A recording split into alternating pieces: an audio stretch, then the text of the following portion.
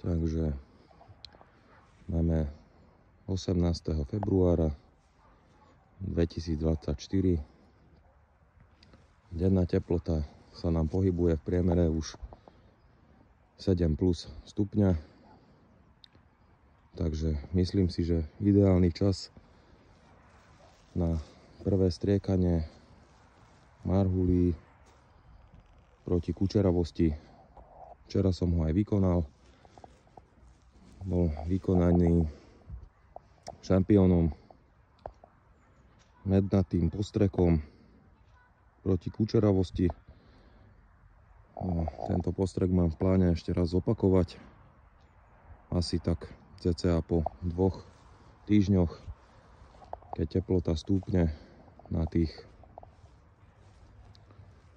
10 až 12 stupňov v priemere. Takže na to mám v pláne použiť zase sírnatý postrek. Skúsim to nakombinovať, nakoľko minulý rok som postrek vykonal 2-krát, aj mednatým a kučeravosť bola aj tak. Takže uvidíme, či to pomôže.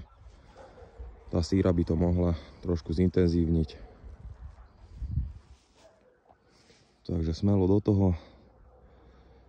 Teraz je ten správny čas. Postrek bol vykonaný aj na jeseň po opadnutí listov. Niekto to tak radí, že robiť, niekto hovorí, že netreba. Ja vyskúšam všetko, čo sa dá, a uvidíme, či niečo zaberie alebo nezaberie.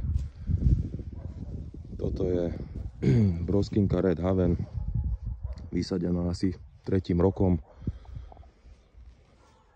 Restu ešte nebol tento rok vykonaný, takže táto sa ešte chystám. Takže to zrežeme. Tu máme niečo obdobné. Je to nektarinka, tiež vysadená 3. rokom a takisto bola včera streknutá šampiónom.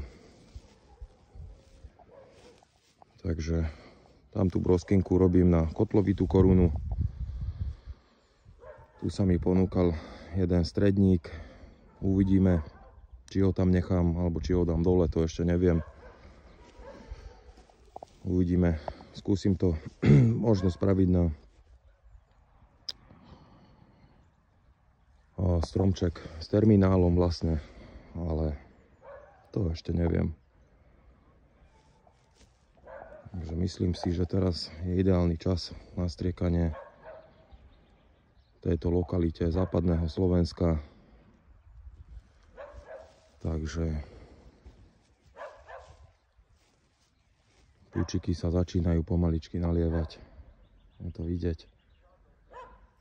Stromček začína pomaly ožívať. Je to trošku skôr, jak predošlé roky, alebo jak uvádza literatúra, ale treba sa prispôsobovať počasiu.